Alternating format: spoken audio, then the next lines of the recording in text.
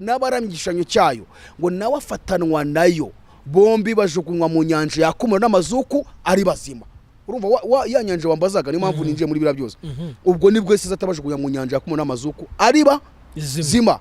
Dute twimingoma y'imyaka ingahe? Igihumbi. Igice cya 20 hahita bivuga umurongo wa mbere. Yohana Yesu avuga avuye kuri icyo gice cya 19, Yesu avuga icya 20 uburyo tugiye duse twimingoma y'imyaka igihumbi. Yaravuze ngo mbona marayika ukomeye amanuka ava mu ijuru afite umunyururu munini mu ntoki ze, afata cya kiyoka ari cyo yanze kwa kera ari umwanzi na Satani, akibohera kugira ngo kimare imyaka igihumbi.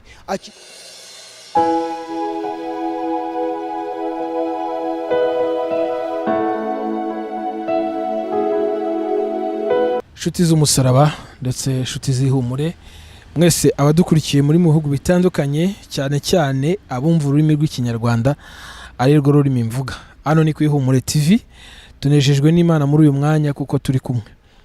Nge ndikuzo Emi, ndashima Imana ko nda amahoro kandi nguwe neza. Hanyuma sindi ngenyine, ndi kumwe nawe umupapa dusigaye twarisi byahishuwe.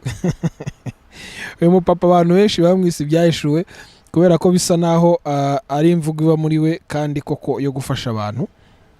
Abantu benshi bavuze bati iki gitabo ntitwari tukizi, ntitwari tukimenyereye, ariko kuri inshuro kubera uyu mugabo Jarike noneho tumaze kumenya ibyahishuwe.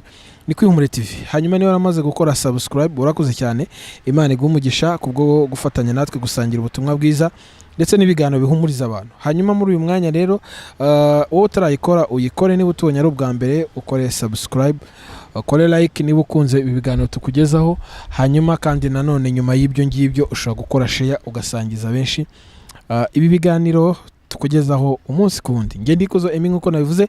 Hanyuma tugiye kwakira uyu mupapa w'Imana cyangwa se umugabo w'Imana, man of God, kugira ngo tuze kuganira none ducumbure aho twari tugeze. Karibu. Murakoze cyane.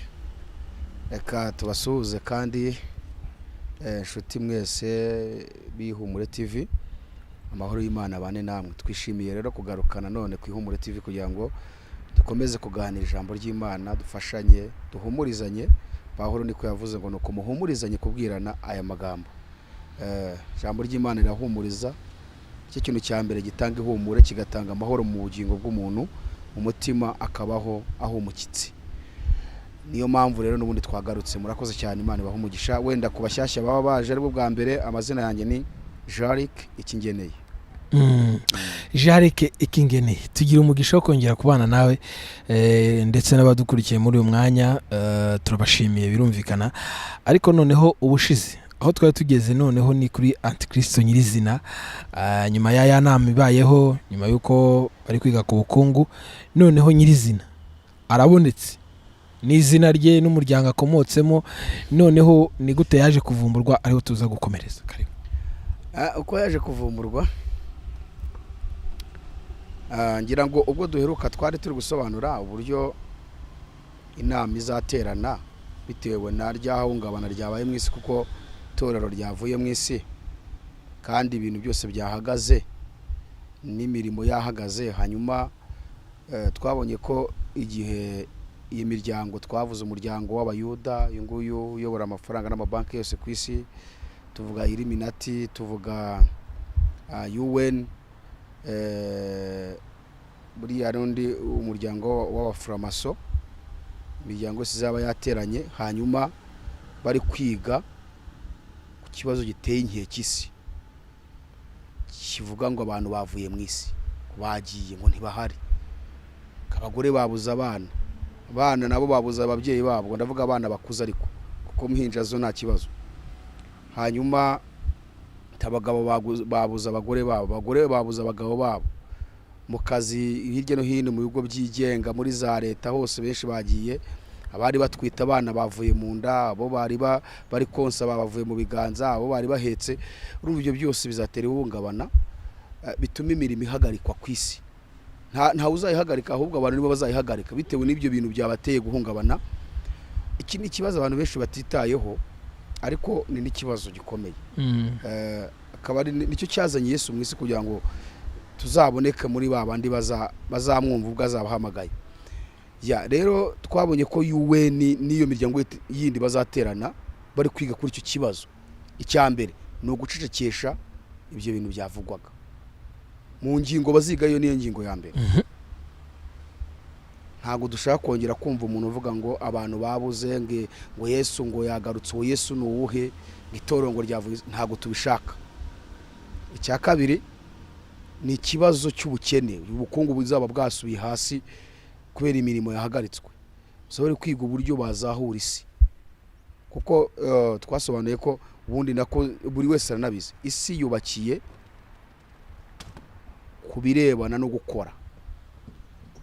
Bivuge ngo isi yose baramutse bavuze ngo reka turuhuke nibuze isaha imwe ntacyo turimo turakora, igihombo isi yagira bashobora kukigarura mu myaka magana. None icyo gihe rero ntabwo bizafata umunsi umwe, bizafata igihe abantu bararetse imirimo hirya no hino. Kandi si ababuze ababo gusa, ahubwo n'abandi bumvishe iyo nkuru bizabatera ubwoba, bavuga ati wa mugani bya bintu abanyamadini bavugaga byaba ari ukuri, abakristo bavugaga, itorero ryavugaga, nabyo bitume gukora bibananira. Rero icyambere azabigaho nubwo bukungu, ni guhagarika uwo mwuka uri kuvugwa. Icya kabiri ni ubukungu bw'isi kugira ngo barebe ko isi bayizahura. Hanyuma icya gatatu ni ukureba umuntu wabafasha gukora icyo kintu. Uwo muntu ni ubaye antikristo. Yes. Hanyuma aho ngaho nyine zabamo kuvuga ngo ninde washobora ibyo bintu akabaza gahagarika uyu mwuka.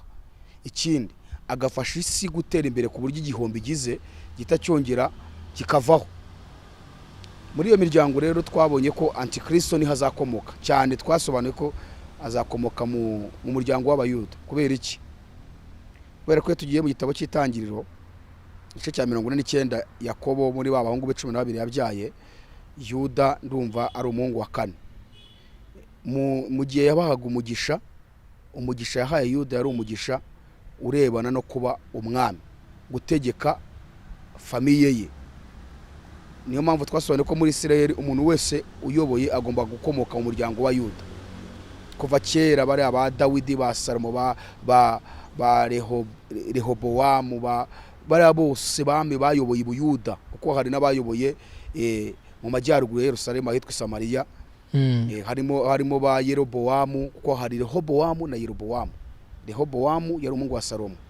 Yerobowamu yari umugaragu wa Salomo. Yerobowamu niwe wayoboye ya miryango 10 yari mu majyaruguru ya Yerusalemu. Abantu ntago bumvisha amazina atandukanye. Yerobowamu ni hari Rehobowamu na Yerobowamu. Rehobowamu ninde? Rehobowamu ni umuhungu wa Salomo. Rehobowamu noneho. Rehobowamu ni umuhungu wa Salomo. Yerobowamu yakaba yari umuwoyi, umugaragu wa Salomo. Hanyuma rero Yerobowamu yayoboye ya miryango 10 Imana yamuhaye yambuye Salomo kubera babagore 1,000 yashatse. Hanyuma Rehobowamu asigarana ya miryango 2 wa Yuda n'uwa Benyamini. Rero abambe bagiye bayobora Ubuyuda i Samariya, ahira miryango 10 yari iri, ariyo Bibiliya yita ngo niyo miryango yita ngo n'Abisiraheli. Abo bambi bo bari bagiye bavangavanze ntago ari Abayuda, ariko abagiye bayobora Ubuyuda mu majyepfo Yerusalemu. Umuntu wese wayoboraga agomba gukomoka mu muryango wa Yuda, agomba kuba ari iki, ari umuyuda. N'uyu munsi muri Isirayeli niko bikimeze. N'uyu minisitiri uriho ni umuyuda. Nibyo twasobanuye ngo urwego Isirayeli igezeho uyu munsi, ikoranabuhanga bafite. Yesu yavuze ko mu bimenyetso yavuze bizagaragaza kuza kwe, hari icyo yageze yaravuga ngo namwe murebere ku mutini, igice cya 24 cy'ubutumwa bwiza bwanditswe na Matayo, uhere nibuza ku murongo wa 33 kumanuka hasi. Yaravuze ngo murebere ku mutini, ngo iyo umutini urabije ngo mumenya yuko igihe cy'impeshyi cyegereje. Yatangaga urugero nyine ngo iyo umutini wongeye kuzana amababi, mumenya ko igihe cy'impeshyi cyegereje. Urabizi ko hari ibiti bitoha cyane impeshyi iri hafi kuza, hanyuma impeshyi yaza bigahita bihunguka bikazongera gutoha none impeshyi iri hafi kuza. Yesu rero umutini yashaka kuvuga n'Abisirayeli, gutoha kwabo yashaka kuvuga uburyo bazaba batahutse bavuye aho batataniye ku isi basubiye iwabo muri Isirayeli. Aravuga ngo nimubona umutini wongeye gutoha muzamenye ko kugaruka kwanjye kwegereje kuri hafi. Abisirayeli batangiye gutaha ndumva ari 48 nyuma y'intambara kabisi yose, baciye imyaka 3 nibwo batangiye gusubira iwabo. uyu munsi bagenda batahuka mu bihugu hirya no hino bavamo bajya iwabo. Urumva ko Yesu agiye kugaruka koko. Hanyuma wenda icyo dushaka kuvuga aha ngaha nuko abiseri bose mbere y'uko Isezerano bagomba kuba bose bashize mu mahanga, bose barasubiye iwabo bose. Ntihari abagiye babakomokaho batazwi? Ntibibaho.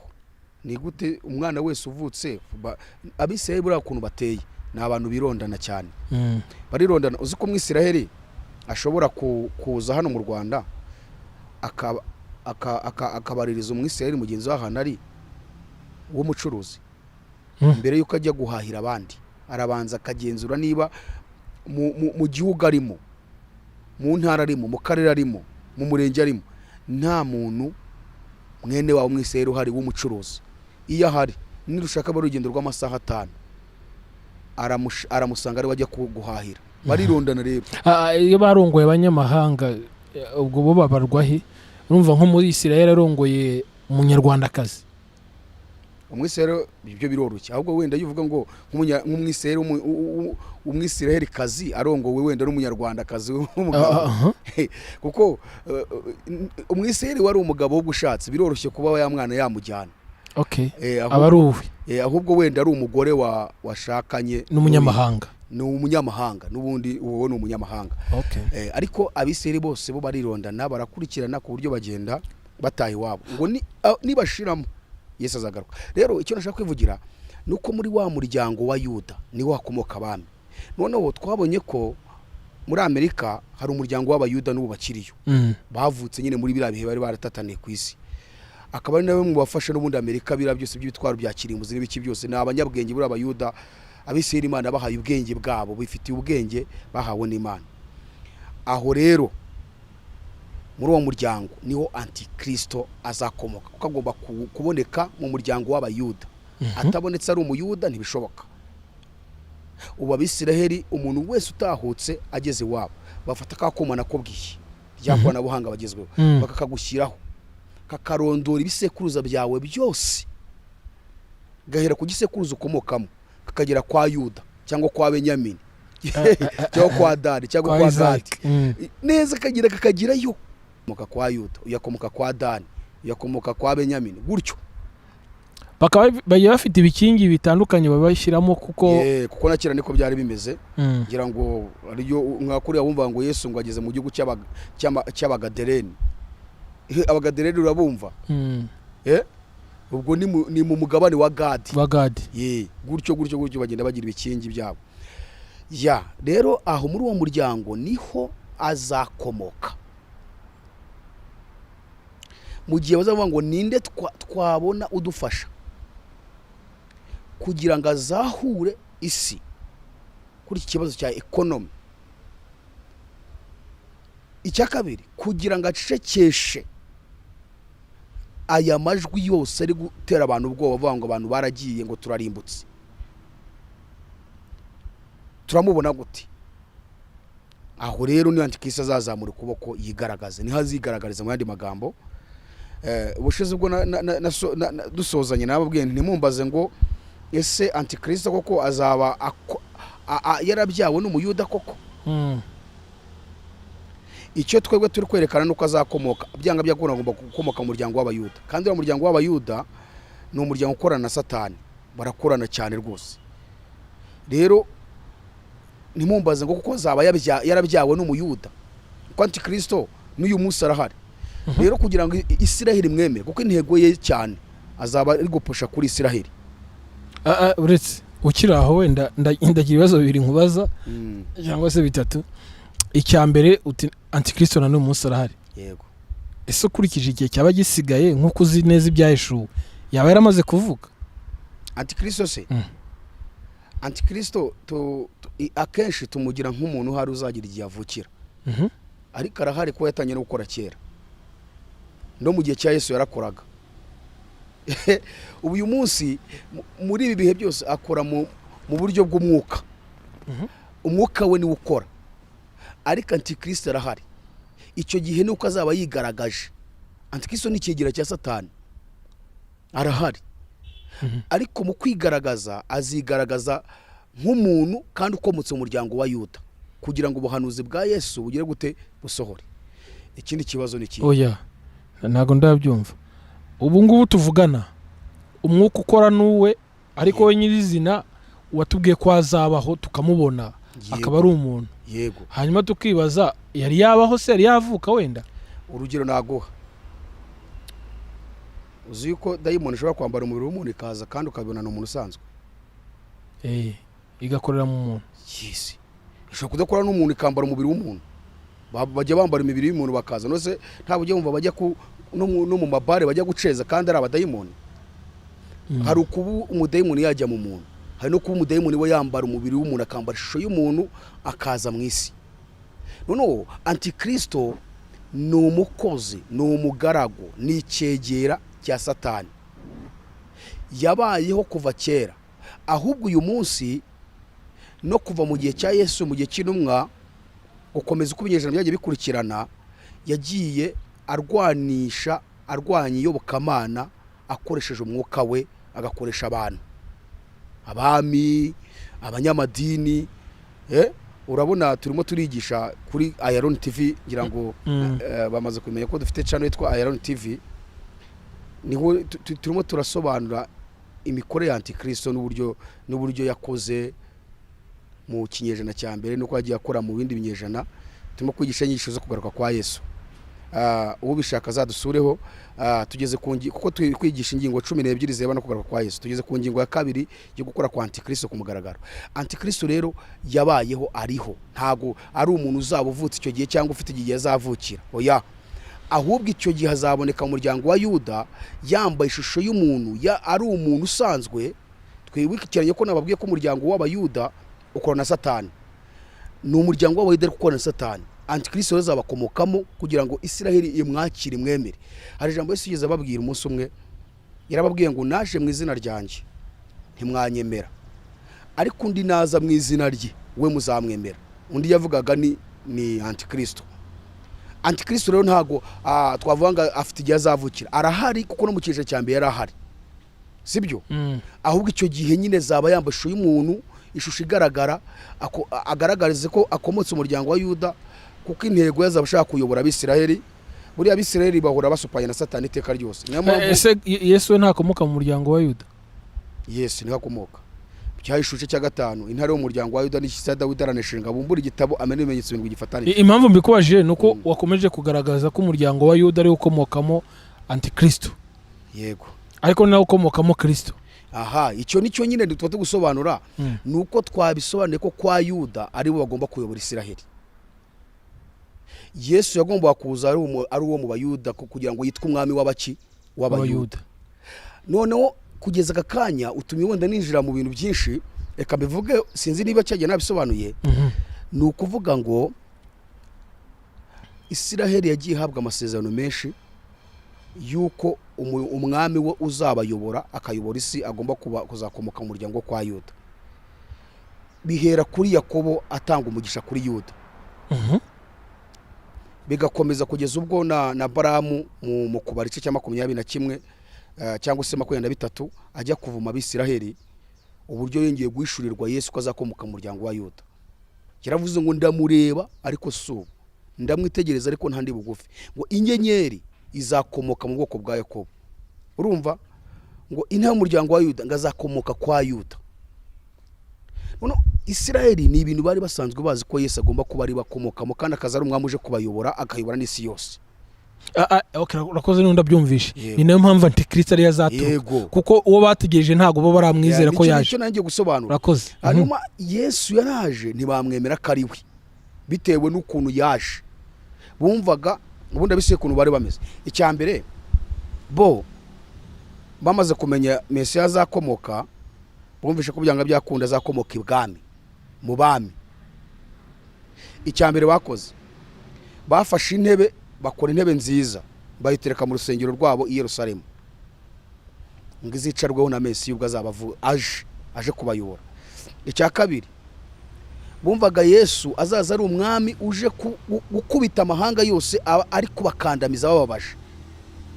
Yesu aza aciye bugufi cyane kandi ari umuntu usanzwe. Icya gatatu abiseri bari bazi ko Mesiya agomba gukomoka ku mwami n'ubundi wari uyoboye kuriya nyine umwami abyara agakomoka gisonga kuri we, umwana we akaba ari uyobora, kugeza ubwo umuhanuzi Nahumu yes niwe wahanuye yuko Yesu azavukira i Betelehemu mu muryango mu Betelehemu mu murwa wa Dawidi, akabyarwa n'umwari utarashaka umugabo. Ibyo yari yarabihanuye. Ikintu bahise bakora rero, bahise batanya kujya bajonjora abakobwa beza bose bakajya ibwami, bakaba ariho baba, kuko bari baramaze kumenya ko umwami Yesu cyangwa Mesiya azakomoka ku mwari, azabyarwa n'umwari utarigeze aterwa inda.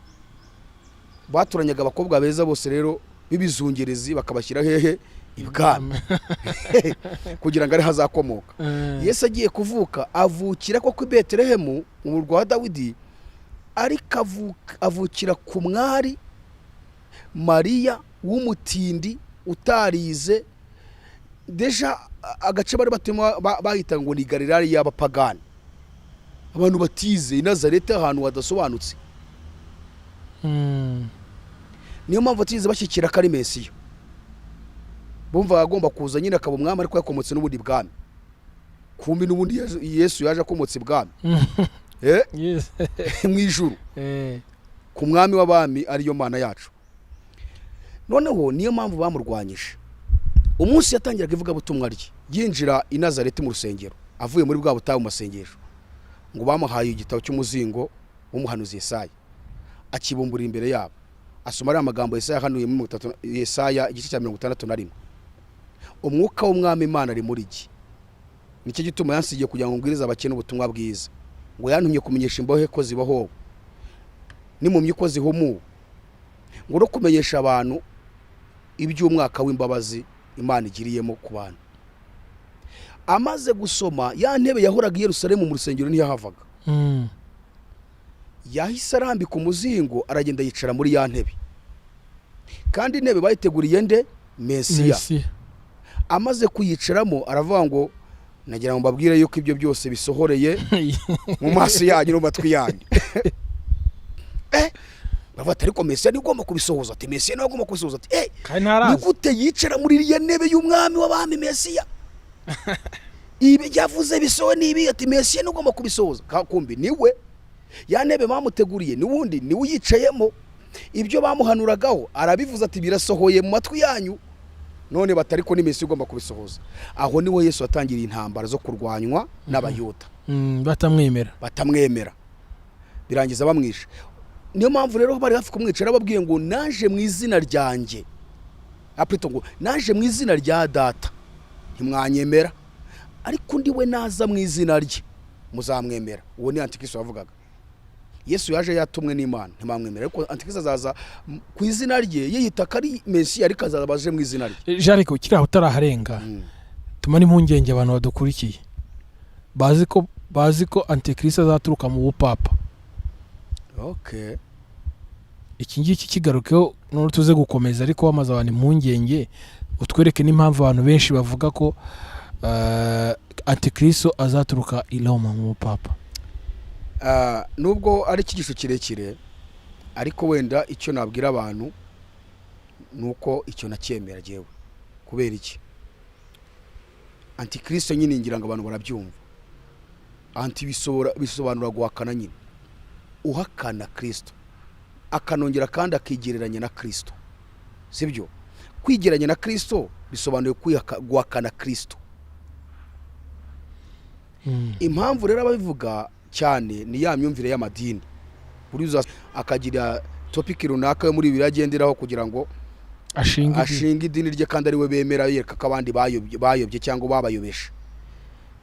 Ibyo rero njya mbyumva ku madini amwe namwe abivuga ko Antikristo ari papa, ariko na amadini ntago ari Bibiliya bivuga. Bibiliya ntabwo ibivuga, nta hantu igaragaza ngo papa ni wa Antikristo. Icyakoza kubera ko ari byo bishyizemo, bagerageza kuzana imirongo muri Bibiliya agashaka kubihuza n'icyo kintu. Ariko tugiye gusesengura ko bakunda kwifashisha cyane igitabo cy'umuhanuzi Daniel nka kiriya gice cya 7, ndetse n'icya munani, wenda reka mvuge icya munani. Icya munani cyo bakunda kukivuga cyane, ariko n'icya karindwi kuva ku murongo wa 23 kugeza ku murongo wa 27 naho harabivuga. Kuko iki gice cya karindwi umurongo wa 23 wenda reka mvuge gatoya. Daniel yari yeretswe inyamaswa enye zavaga mu nyanja. Ya mbere yari inyamaswa y'intare, ya kabiri idubu, ya gatatu ingwe, ya kane ngo ari inyamaswa nini y'inyamaboko n'imbaraga nyinshi cyane yari ifite amahembe 10. Daniel rero muri izo nyamaswa yeretswe, iyo yibanzeho cyane kumenya cyane ni ya kane, iyo yari ifite amahembe 10. Niyo yabajije Imana ati sobanurira ibyiriya nyamaswa ya kane ni ibiki. Noneho umurongo wa 23 kugeza 27 niwo marayika Gabriel yatangiye gusobanurira Daniel. Yaramubwiye ngo iyo nyamaswa ya kane izaba ubwami bwa kane ku isi, kandi buzaba budasa n'ubundi bwami bwose, buzaconshomera isi yose, buyisiri banjye buyimenagure. Noneho marayika agiye kumusobanurira ngo ati ya mahembe 10 wabonye rero kambwira ibyayo. Aramubwira ngo kandi ya mahembe 10 dore ubusobanuro bishatse kuvuga ngo muri ubwo bwami hazakomokamo abami 10. Uvuga ngo yamubwiye ko inyamaswa ya kane ari ubwami bwa kane, aribwo bwami bw'Abaroma, sibyo? Aramubwira ngo ari amahembe 10 wabonye rero ayiriho muri ubwo bwami bw'Abaroma nuko hazakomokamo abami bangahe? 10. Aramubwira ngo kandi hanyuma yabo hazaza undi mwami, kuko yabonye ngo ya mahembe 10 ngo atatavunika, hamera kandi gahembe gatoya kamwe ngo karikuru karakura cyane. Noneho aramubwira ngo ubusobanuro bw'iryo bwa karagahembe, aramubwira ngo muri ubwo bwami hazakomokamo abami 10 ngo kandi hanyuma yabo hazaza undi mwami, ngo wowe ntazabasa nawe bami ba mbere, azanesha abami 3. Aravuga ngo niwe uzavuga ibyo kugomera isumba byose, kandi azarenganya abera bisumba byose, azigira inama zo guhindura ibihe n'amategeko, kandi bizarekerwa mu maboko ye kugezaho igihe n'ibihe n'igice cy'igihe bizashirira. Hanyuma urubanza ruzashingwa, bazamunyaga ubutware ngo bawumareho burimburwe kugeza ku mperuka, ngo maze ubwami n'ubutware n'icyubahiro cy'ubwami bwose buri munsi y'ijuru bizahabwa ubwoko bw'abera bisumba byose. Aravuga ngo ubwami bwayo ni ubwami buzahoraho iteka ryose, kandi ubutware bwose buzajya buyikorera buyumvire. None urumva inyamaswa ya kane ni ubwami bw'Abaroma. Ikiri kijo kirekire inyamaswa ukuzo ushatse kunyinjizamo twari kuzabikora ikiganiro kigari cyane. Oya nacyo ni samari. Daniel yeretswe inyamaswa enye, izi nzana zigaruka turi kwiga kira gice cya 13 cy'ibyahishuwe. Inyamaswa ya mbere y'intare ni ubwami bwa Babuloni, ari we na Nebukadinezari. Iya kabiri y'idubu ni ubwami bwakurikiyeho bw'Abamedi n'Abaperesi, Dariyo na Kuru. Iya gatatu y'ingwe ni ubwami bw'Ubugiriki, Alexander Rugara umwami wabo wa mbere. Iya kane yakurikiyeho ni ubwami bw'Abaroma. Ari amahembe 10 rero yari yabonye ku nyamaswa ya kane rwo bwami bw'Abaroma. Marayika amubwira ngo ari amahembe 10 n'abami 10 bazakomoka mu bwami bw'Abaroma. Hanyuma kuri abonye ngo atatakurwa hakamera kandi gahembe kamwe kagakura, aramubwira ngo muri ubwo bwami, muri abo bami 10 hari undi mwami uzaza nyuma yabo, ngo kandi anesha abami bangahe? 3. Ahita avuga rero uwo mwami rero niwe uzavuga ibyo kugomera isumba byose, kandi azarenganya abera bisumba byose, azigira inama zo guhindura ibihe n'amategeko, ndetse bizakirwa mu maboko ye kugeza igihe n'ibihe n'igice cy'igihe bizashira. Igihe n'umwaka umwe, ibihe n'imyaka 2, igice cy'igihe ni igice cy'umwaka. Wabiteranya byose n'imyaka ingahe? 3 n'igice. Urumva rero abantu bakunda kwigisha ko antikristo ari papa, no wa murongo bifashisha berekana ko kariya gahemba ari papa, ngo nubu papa bwaje ngo bukoraho ibihe n'amategeko, ngo bashyiraho icyumweru, isabato bayikuraho n'ibindi. Ariko tugiye kwinjira neza tugasobanura iki gice neza hano nari ngeze, ntabwo ari papa. Kariya gahemba nako kavuga papa, kavuga antikristo wa nyawe utari papa. Nyirizina kandi noneho n'aya mahembe 10 nayo tujya tuyavuga ko aya mahembe 10 n'ubundi Yohana yayabonye mu byahishuwe ibice 13 ayabona ku nyamaswa uzamuka iva mu nyanja, n'ubundi ayo mahembe. None mu gice cya 17 umurongo wa 9 cyangwa wenda akamvuga umurongo wa 12, marayika aramubwiye ngo ari ya mahembe babonye niyo bami 10 batari bima. Urumva mu gihe cya Yohana bwa bwami bw'Abaroma ari nyamaswa ya kane Daniel yeretswe bwari buhari buyoboye isi, kandi marayika Gabriel yamubwiye ngo ari ya mahembe 10 babonye zakomuka mu bwami bw'Abaroma. Yohana bayeho mu gihe cy'ubwami bw'Abaroma, ya mahembe arayabona ku nyamaswa uzamuka iva mu nyanja. Amaze kuyabona abaza marayika, none si byari ya mahembe. Marayika aramubwira ngo ari amahembe 10 ni abami 10 ariko batari bima. Urumva ko mu gihe cya Yohana bari batari. Iyo rero turimo kwigisha dusobanura cyo 13 twerekana aba bami 10 cyangwa se amahembe 10 uburyo yimye n'uburyo ari ku ngoma, kuko uyu munsi ari ku ngoma arayoboye, aya mahembe 10 arayoboye. None Daniel yabonye ko muri ayo mahembe 10 ngatazakurwa hakamera kandi gahembe kamwe ariko bita ngo n'ubupapa. No, kuko ibi byose bizasohora muri iki gihe turimo turigisha. Iki gihe tuvuze niho bizasohora. Iki gihe bazaba bateranye bari kwibaza kuri uri buyobore buryo isi bayiyobora bira byose. Nibwo ibi bizasohora, nibwo aka gahembe kazagaragara. Ni antikristo, ntabwo ari ubupapa. Papa ntago ari we antikristo. Icyakoza navuga ngo wenda ashobora gukoreshwa n'umwuka wa antikristo, ariko ntago navuga ngo ni we antikristo. Mu gihe antikristo ataragaragara ubu ngubu nyirizina nk'uriho, uwo mwuka ushobora guca mu bupapa. Aro benshi bashingira. Ni ukuvuga ngo urahari rwose. Impamvu bavuga ko uri guca mu bupapa, nje ntabwo nashingiye kukira bavuga ngo papa ngo yahinduye ngo ibihe n'iminsi akoraho amategeko y'Imana. cyane wenda reka tunerure tubivuge cyane. Ibyo bivugwa n'idini ry'Abadventiste. Abayoboke b'idini rya Adventiste ni bakunda kubivuga cyane. Ariko kereka bone tufata ikindi kiganiro cyo kuzagana kubirebana n'icyumweru n'isabato. Sibyo? Kugira ngo abantu babimenye bave mu rujijo. Tukanaganira ku isezerano rya kera n'isezerano rishya. Gaciro ku isezerano rya kera nabyo tuzabigaruka. Kubiseye no kubanyamahanga, gaciro ku isezerano rya rishya kubiseye no kuri twebwe. Hanyuma tumwe kwinjira kubirebana n'amategeko Imana yahaye Abisiraheli. Tuze ku tegeko rya 4 ry'isabato. Dusobanura iki cyumweru bavuga ngo cyashyizweho na papa. Kuki iki cyumweru cyahozeho na kera. Hari n'iby'Imana yategetse Abisiraheli bakoraga. Nacyo hari Imana yarabategetse kugira igihe bakiruhukaho nkuko yategetse no ku isabato. Nibyo tuzabigarukaho, ni ibintu biri muri Bibiliya, ntago ari ibintu byo kumunwa. Okay, Jarek, tuzabigarukaho. Uretse gatoya. Nishaka kugera ku kirashaka kuvuga ku cyumbajire cya papa. So no kuvuga ngo ari iki cyumweru cyahoze cyitwa umunsi wa 8. Cyahoze cyitwa uwa mbere w'iminsi 7. Nicyo Yesu yazutseho. Yazutse kuwa mbere w'iminsi ngahe 7 ari wo munsi wa 8. Niwe intumwa za Yesu zuzuriye umwuka wera. Zuzuye umwuka wera yasutswe ku ntumwa mu gihe ku munsi wa Pentecote hari ku cyumweru. Ibyo byose Bibiliya bigaragaza na Pentecote cyo yashushanyaga byose. Noneho rero urumva ko icyumweru cyagisanzwe kiriho, wenda katuve ko izina siko cyitwaga, nago cyitwaga icyumweru, cyitwaga umunsi wa 8 wa mbere w'iminsi 7. Sibyo? Uyu munsi ni icyumweru, ni dimanche, ni Sunday, byose mu ndimi mpuzamahanga. Ariko cyari gisanzwe kiriho. Papa ntabyo yaje guhindura. Urumva ko Yesu nacyo yazutseho. Wabyumvishe? Yes. Noneho tuzabigaruka ko tugusobanura iby'isabato n'iby'icyumweru. Aho nyirizina aho nshaka tuza gukomereza ni ukuntu noneho antikristo abayeho n'uburyo azavumburwa. Yego, aho ngaho none arindi kuko nari gusubiza ikibazo mbajije ngo papa ni gute yaba akorana n'umwuka wa antikristo. Ibyo nasobanuraga mvuga nti ababyifashisha cyane binjira ko yahinduye ibihe n'iminsi ngakavana itegeko rya 4 ry'isabato, ariko sibyo agategeka icyumweru. Ntabwo ari byo, kuko tubonye ko icyumweru cyahozeho.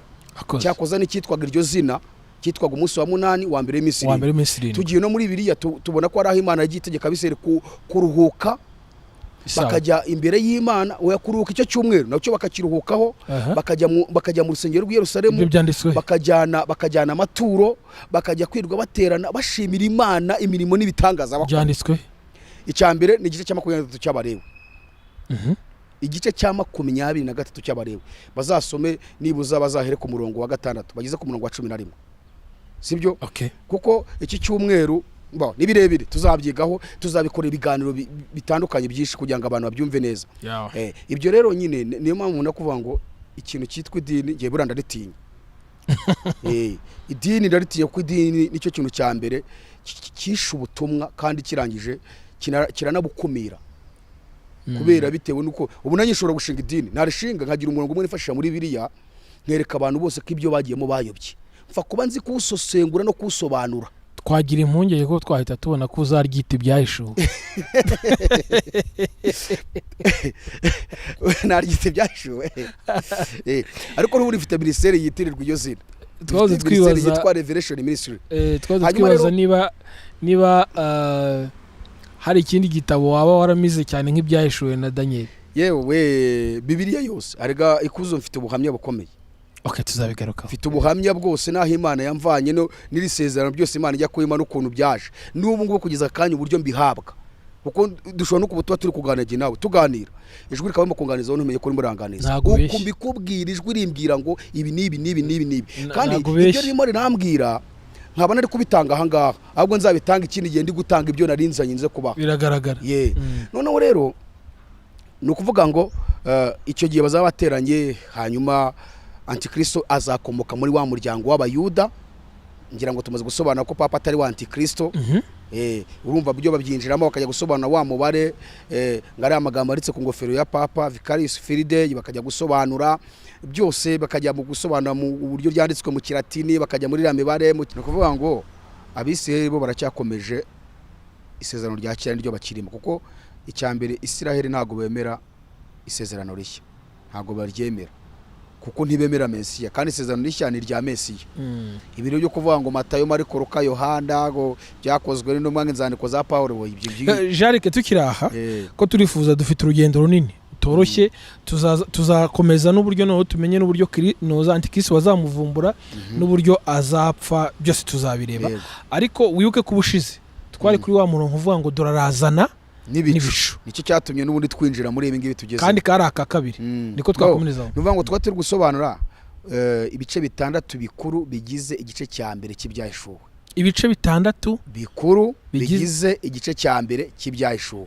Hanyuma muri ibyo bice bitandatu bikuru twahereye ku gice cya mbere gikuru, kuva ibyahishuwe cya mbere kuva ku murongo wa 4 kugeza ku 6, aho twabonye havugwamo ibintu birindwi bigaragaza Yesu uwo ari we n'icyo yadukoreye muri ibyo bimwitirirwa. Ibyo bintu birindwi rero twarabisobanuye, twabonye ko Yesu icyambere n'umugabo wo gukiranuka, icya kabiri akaba imfura yo kuzuka, icya gatatu kaba adukunda, icya kane atwara abami bo mu isi, icya gatanu yatwejeshe ibyaha byacu amaraso ye, icya gatandatu duhindura abami n'abatambyi. Ramvangiye kuzo angane ndi kuri mikoro n'ukuri kw'Imana zisingicira ikiganiro ngambwira vuba. No kuvuga ngo twatiri gusobanura ibice bitandatu bikuru bigize igice cya mbere cy'ibyahishuwe. Tukaba twari dushoje igice gikuru cya mbere. Twabonye kivugwa kuva ku murongo wa 4 w'igice cya mbere cy'ibyahishuwe kugeza ku 6, aho twavuzemo ibintu birindwi bigaragaza Yesu wari we n'icyo yadukoreye muri ibyo bimwitirirwa. Ibyo bintu birindwi twabonye ko icya mbere Yesu ni umugabo wo guhamya, icya kabiri ukiranuka, icya gatatu utwara abami bo mu isi, icya kane udukunda, icya gatanu kandi watwejeshejeho ibyaha byacu amaraso ye, icya karindwi aduhindura abami n'abatambyi b'Imana ye ariyo nasi. Ni ibintu birindwi twavuze. Yesu ni umugabo wo guhamya, kabiri ukiranuka, gatatu ni imfura yo kuzuka, icya kane atwara abami bo mu isi, icya gatanu aradukunda, gatandatu yatwejesheho ibyaha byacu amaraso ye, icya karindwi aduhindura abami n'abatambyi b'Imana ye ariyo nasi. Icyo twarakirangije. Twari tugeze ku gice cya kabiri gikuru nanone kivugwa mu gice cya mbere cy'ibyahishuwe, umurongo wa 7 uvuga ngo dore arazana n'ibicu, kandi amaso yose azamureba, ndetse n'abamucumise nabo bazamureba, kandi amoko yose mu isi azamuborogera nanone. Amen. Aho rero twinjiye muri ibi twasobanuraga, twase twibaza ngo ese ubu buhanuzi bwarasohoye? Niba butarasohora, ese bwaba buri gusohora muri iki gihe cya none? Niba butari gusohora, buzasohora ryari? Twaze tujya kureba igihe buzasohora, niyo mpamvu twinjiye muri byose tuzava mu isi. Nubundi ariko narangiza buryo uyu murongo uzasohora neza. Yego, kuko nandi gusobanura uburyo itone riva mu isi iriya nama izaterana, Antikristo akaboneka akigarurira isi yose, hanyuma akajya mu Bisiraheli akavuga ngo ni jyewe Mesiya mwari mwarategereje. Hanyuma Abisiraheli bakamubwira ati niba ari we Mesiya ko twari dutegereje koko. Amasezerano avuga ko ari we uzahagarika intambara hagati yacu n'ibi bihugu duhora duhanganye, kuko Daniel yarabihanuye igice cya 9 umurongo wa 27 yababwiye ngo intambara n'ibyago bizagenda bigeze imperuka, niko byategetswe. Mesiya niwe ugomba guhagarika intambara hagati y'Abisiraheli na Palestine. Buriya ntambara y'Abisiraheli na Palestine ntizigera hagarana na rimwe. Izahagarikwa na Yesu wenyine. Ubwo ni ryari? Ubwo nibyo kwe kwinjirayo. Urumva niyo mpamvu nyine wabonye ejo bundi bashatse gusa nkaho bayiretse. Basaga nkaho abanyepalestina rwose batangiye kubireka babyihorera. Imana ibiteyemo umwuka Trump wo kuvana umurwa mukuru aho bita Tel Aviv akawujyana he Yerusalemu hafi ya rwa rusengero kuri mize yabo kuko kandi rwa rusengero rwose rwasenyutse. Ni mize hagati y'Abisiraheli n'abanyepalestina. Ko abanyepalestina bavuga ko bakomoka kuri Ishimayeli, kandi Ishimayeli niwe ngo muhungu ukomeye w'imfura kwa Abrahamu. Hanyuma Abisiraheli ati natwe Isaka ni umwana w'Isezerano. Rero ntago bituma rero UN yaravuze ati noneho ahantu muhagira mize hagati yanyu mwese mwibuke basekuruza banyu. Noneho Trump yakoze cya kintu kugira ngo yongere abasopanye za ntambara zahanuwe zongere zibeho. N'uyu munsi baracyahanganye abanyepalestina na Isiraheli. Ntibizigere bihagarara, bizagarikwa na Mesiya. Noneho Antikristo naza rero azavuga ati nige Mesiya. Bamubwira ati niba ari wowe hagarikize intambara. Yari we Mesiya. Hagarikize intambara. Ubwo agiye kuvumburwa? Aho ngaho nyine bisebaza bati niba ari wowe Mesiya hagarikize intambara. Kubera ko ubushobozi azaba afite ari ubwo azaba afite yahawe na Satani. Hari n'ubushobozi azaba afite yahawe na bya bihugu byose byibimbuye hamwe byo ku isi yose. Urumva ko afite ubushobozi bubiri. Afite ubushobozi yahawe na Satani, akaye n'ubushobozi yahawe n'amahanga yose yo mu isi. Azaba ari utegeka ibyo ashaka. Ibihugu byose azaba biyoboye. Ya miryango twavuze azaba yiyoboye. Ni uzavuga ati noneho rero kugira ngo umenye ko ndi Mesiya koko mpagaritse intambara. Ababwiye ati mureke intambara. Bazamwumvira kuko n'ubundi nyine ari ubayoboye. Okay. Bazahita bamwumvira ko kanya. Murekira aho ngaho muhagarike intambara. Isere bati ni wowe we. Mesiya twari twategereje n'uyu nguyu ni wowe. Bazamuramya. Bazamuramya igihe kinini cyane kuko biri tugaragariza ko Daniel yarabihanuye ko bazamuramya igihe kingana n'imyaka 3 n'igice. Aricyo cyagihe nibihe n'igice kiyi. Bazamuramya imyaka 3 n'igice so bavuga ngo ni wowe Mesiya. Isi yose Antikristo yiyobore, abanyamahanga bose bavuga ngo ni wowe mwami wari warabuze mu isi. Uhagaritse intambara. Utumye abantu baho neza. None icyo gihe Antikristo azasuka ubutunzi bwinshi. Cyajya nabi babwiye ko umutindi uzaba uhari uzafite nka V8. Isere bazavuga ngo niwe Mesiya, amahanga avuga ngo niwe mwami. Twe twarabuze uhagarika intambara kazahura n'ubukungu bw'isi abantu bose bagatera imbere. Bivuga ngo Antikristo hari ubutunzi azasoka yahawe na Satani, yongera afate na bwa bundi bw'ibi bihugu byose byirundiye hamwe abunyanyagize mu baturage b'isi, bitume nta mukene uhaba. Kuko urabona nk'ubu ngubu ubutunzi bwinshi, amafaranga menshi ari mu bantu batarenze 20. Abakungu bo bakire bakomeye ku isi bavuga ko bafashe amafaranga yabo bakayakwiza mu isi, nta mukene wayibamo. Kigira azaba babwira ati muzane abantu tubibagize gato yo kwitoro ryavuye mu isi. Muzane azabibagiza mu gato yo kwitoro ryagiye. Ashyire itegeko yuko abantu bose bongera kuvuga icyo kintu bicwa urupfu n'agashinyaguro. Kandi azafite ubutwara afite n'abagaragwe bamukorera babadayimoni ko bambaye amashusho y'abantu. Noneho Isiraheli bazaba bamubyinira, amahanga bati niwe mwana. Aho rero itoro twebwe tuzatwibereye mu kirere turi kumwe n'umwami wacu. Itoro ryaragiye ari kumwe na Kristo. Nihuse ko sibyo twateguye, twashaka kugira igihe ubuhanuzi buzasohorera akazana ibi bintu nimbivuga gutya n'ibicu. Hari igihe shobora kuzakurikirwa n'umuntu w'umudivantiste ntahita byumva, ariko mufasha byumvire kagira ikintu nkusabira. Nihagira umuntu ukubwira ngo ibintu Jarike yavuze nago mbyumva, uzamutumire mubwire uti muze muganire, mwebwe mufate bira muganire. Ngiye mba mbyifuza kuko mu bintu nifuza, icyambere sindi mu bantu bashaka kwigira abaheza nguni ku bintu. Muna nifuza kunguka ibindi ngo menye. Okay, niba afite ibyazakungura abizane bimenye, nanjye nzane ibyanjye bimenye, twese dufashanye mu rugendo rujya mu ijuru. Akoze cyane. Nuko giyewe nteye, ariko dukoresha Bibiliya yonyine. Nta bindi bitabo, kuko ibyo bitabo nabyo ibyanditswemo bafashe imirongo ya Bibiliya barayikomanta, bakora commentaire, barandika ibitabo. ngewe ndashaka umuntu uzaza tugafata Bibiliya tukaganira Bibiliya gusa kuvuga ngo ubu buhanuzi bwari bushatse kuvuga iki, ubu bwari bushatse kuvuga iki, ese niki twakuzurisha hano kibwuzuza, kuko Bibiliya iriyuzuza neza igenda yiyuzuza. Rero nimvuga aha ngaha hari umudive ushobora kubihakana ariko n'ubushake bwe, kuko bo bakunda kuvuga yuko ingoma y'imyaka 1000 birivuga imyaka 1000 itorero rizayimara riri mu ijuru. Imyaka 1000 nanjye niko mbizi. Oya no, Yesaya agaragaza ko izabiri ingoma ibihe n'igihe n'agace. We imyaka 1000.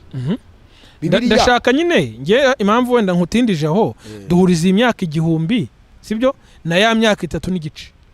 Imyaka 3 n'igice twabonye ko izashira hano mu isi, Antikristo yigaruye isi n'Isirayeli bavuga ngo niwe Mesiya. Itorero ntago rizaba riri mu ijuru. Bibiliya Paulo yavuze ko tuzasanganira Yesu ku bicu, ntago yavuze mu ijuru. Urwandiko Paulo yandikiye Abatesalonike rwa mbere 4:13-18 yaravuze ngo ariko bene data ntidushaka yuko mutamenya ibyo basinziriye, mutababara nk'abandi badafite ibyiringiro. Ubwo twemeye yuko Yesu yapfuye akazuka, abari nako twizera yuko Imana izazanana na Yesu abasinziririye muri we. Iki nicyo tubabwira tukibwirijwe n'ijambo ry'Umwami wacu ko twebwe abazaba bakiriho basigaye kugeza kukuza ko Mwami tutazabanzizana nato abasinziriye, kuko Umwami ubwo azazamanutse ava mu ijuru, azazamanutse ava hehe? Ava mu ijuru, arangurira ijwi rirenga hamwe n'ijwi ry'amarayika ukomeye n'impanda y'Imana, ngo nuko abapfiriye muri Kristo nibo bazabanza kuzuka, maze natwe abazaba bakiriho duhere ko tujyananwe nabo. Urumva? Duzamuwe mu bicu gusanganira Umwami wacu mu kirere. Hari ijuru avuze? Duhere ko tujyananwe nabo, tuzamuwe mu bicu gusanganira Umwami wacu mu kirere. Ahita navuga ngo nuko rero tuzabana n'Umwami wacu iteka ryose. Aravuga ngo nuko mumaranisha imibabaro kubwirana ayo magambo. Iyi myaka 3 n'igice hano twebwe tuzaba turi mu kirere, ntabwo tuzaba turi mu ijuru, tuzaba turi kumwe na Yesu. Hari ikindi gikorwa kizakiri gukorerwa aho ngaho. Bibiliya igaragaza ko tuzaba turi gupimirwa iki? Imirimo. Hanyuma nyuma y'iyo myaka 3 n'igice, ibyo byose ndi kuvuga Daniel niwe wabihanuye mu gice cya 4:27. Hazacamo indi myaka 3 n'igice nanone itorero ririmo guhemberwa ibyo ryakoze. Urumva? Itorero riri guhemberwa ibyo ryakoze rwose pe. Navuga ngo tuzatwinjijwe mu rwambariro rw'abera, aho Yesu atwambika ya makamba y'izahabu, ya myenda yera ishushanya imirimo myiza twakore hano mu isi byose nyine. Iyo myaka 3 n'igice ya kabiri Antikristo azajya mu Bisiraheli byashushanyaga. Nose nitubize ko nubundi bira bitambo byose ari Mesiya bishushanya. Nibyo rwose. Fati intama nigeze ashushanyaga, ihene nigeze ashushanyaga, inka nigeze ashushanyaga. Bira byose nige byashushanyaga. Mwigire rero ngi nariyize nige Mesiya. Uveho nanjye ntamba igitambo cyanjye. Ibi ni imbivuga gutya mushaka kuvuga ngo nose ngo byanditse birahari kandi biri muri cya gitabo cy'umuhanuzi Daniel igice cya 8 niho ubwo buhanuzi tubusanga.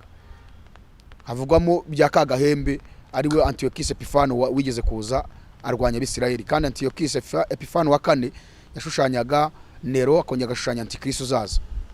Aha, noneho icyo gihe azababwira ngo nimwigireyo nanjye nitambira iki? Igitambo cyanjye. Bibiliya itugaragariza ibyo Antiochus Epifano yakoze, uwo mwami wa 4 tuvuga ngo Antiochus Epifano wadutse mu bwami bw'Ubugiriki, ibyo yakoze ku Bisirayeli. Kandi tubonye ko niwe Yesu yavuze mu tabuza bwanditswe na Mateo 24:15, aho yavuze ngo ariko ubwo muzabona ikizira kirimbura. Ni ubushize ngira ngo twara umurimbuzi igihagaza hera, cyahanuwe n'umuhanuzi Daniel igihagaza hera, aho bisoma byitondera. Aha twara bisobanuye ko ikizira kirimbura cyahanuwe n'umuhanuzi Daniel nuwo Antiochus Daniel yarahanuye. Hanyuma ariko Yesu abivuze, Yesu avuga ngo ubisoma abyitondere. Iryo jambo twabonye ko riri muri entre parenthèse. Bashatse kuvuga ngo ubwo Yesu yashatse kuvuga ngo ntago ari wa wundi Daniel yahanuye ndi kuvuga ko ibyo byararangiye, ahubwo hari undi uzaza uzakora nk'ibyo yakoze. Yashaka kuvuga Nero ku Bisirayeli, ashaka kuvuga Antikristo ku itorero rye. Nero koko yakoze nk'ibyo Antiochus yakoze ku Bisirayeli muri 70. Antikristo nawe azakora nk'ibyo Nero yakoze ku itorero ryose no muri rusange acyagiye nanone, kandi ku Bisirayeli niko bizagenda.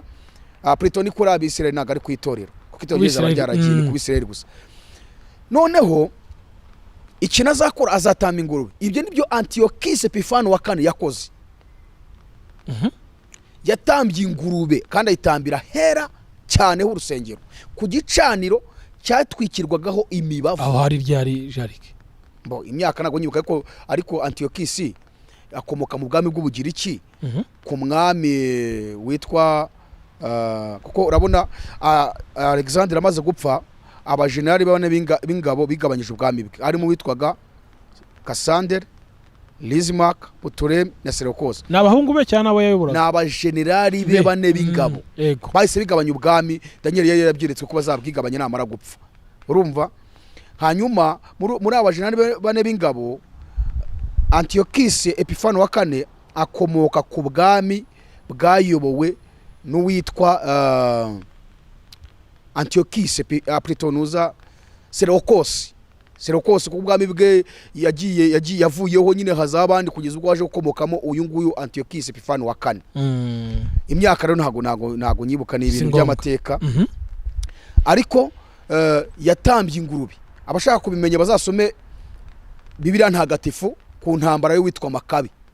Intambara y'Abamakabe basobanura iby'uwo nguwo Antiyokisi, bagasobanura uburyo yaje, uburyo yisha abantu kugeza ubwo yafataga abana b'impinja akabakubita hariya ku bikuta, kugeza ubwo ageze mu rwego rw'uko yategetse ababyeyi babo kujya bafata abana bakabasekura mu isekuru bakabarya.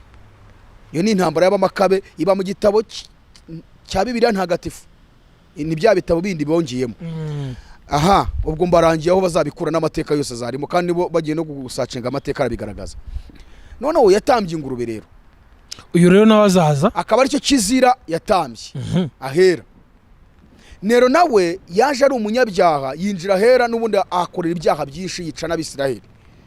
Antiyokisi nawe azinjira muri rwa rusengero rw'i Yerusalemu avuga ati rye Mesiya, kuko tubonye ko baracyatamba ibitambo. Antikristo. Yes.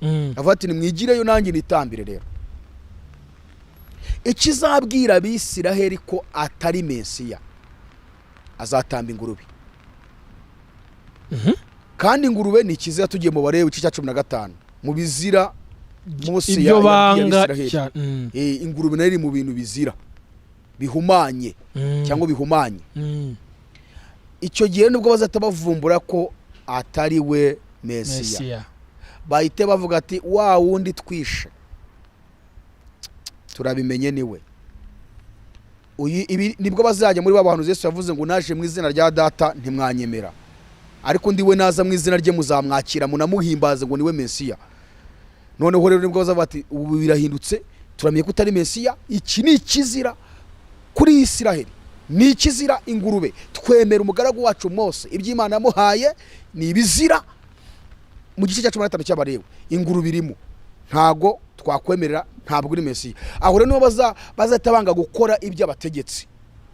Ikintu Antikristo azakora rero azaba ati kuba mwanze kundamya mukaba mwanze kuyoborwa n'amategeko mbahaye babica. Amahanga yose azahurura agiye kurwanya Isiraheli. Ingabo zose zo mu isi zizahagurukana n'intwaro zigiye kubita Isiraheli. Kandi intego Antikristo ngo ni uguhanagura ku ikarita y'isi igihugu cya Isiraheli, ku buryo isi itazongera kuvugwa ku isi. Urumva?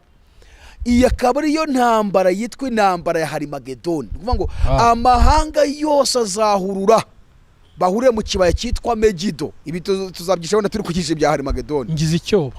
Hanyuma rero Isiraheli ubwo bazabinjiye muri cya cyiciro cya kabiri cy'imyaka 3 gice yindi cy'umubabaro.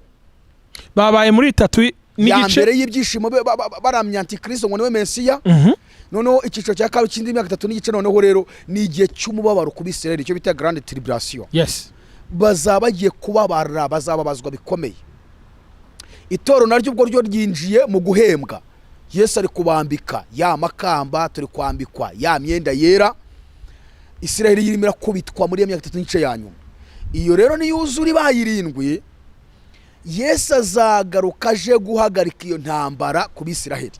Yuzuye 7 ya Harimagedoni bari gupfa. Yego 3 n'igice ko twabita 3 n'igice ya mbere. Ubwo none iruzura 7.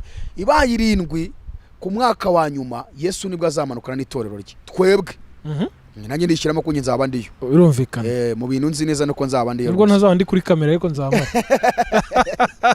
kamera aho bizaba byarangiye bya kamera ivuga ngo tubone izaba nzajya nibuka icyo gihe ko twicaye hari abantu bajya bata ariko se ubundi icyo gihe umuntu azaba atekereza nko atekereza uyu munsi cyangwa azameze nk'irobo uhita ubasubiza gute ahubwo icyo gihe uzaba utekereza neza cyane ubuse turatekereza none icyo gihe tuzaba dusa na Yesu ako hari akantu kamerike hari abantu bajya bata ariko se tujya mu ijuru muzatekereza ngo kanaka yararimbutse ngewe nageze mu ijuru kanaka simubona ahubwo cyane ko ntabyemeye ngewe Bibiliya iravuga ngo tuzabona iby'amaso atigeze abona tuzumva n'iby'amatwi atigeze yumva reka twizere ko icyo gihe tuzaba dufite n'imitekerereze ibyo nibyo tuzasanga mu ijuru kandi turagerayo ariko imitekerereze yacu izaba igihari ubu dufite gakeya ubu dufite imitekerereze mike reba ubwenge umwana w'umuntu amaze kugeraho reba ukuntu bungana kandi ubu bwenge ntabwo Imana yabuhinduye nibwo yamuremanye n'ubundi nta bundi izadushyiramo bushyashya ahubwo ubu ngubu buzatekereza kurenza uko twatekerezaga turi mu kirere turi no mu ijuru hose aho ngaho na mayoneze hatse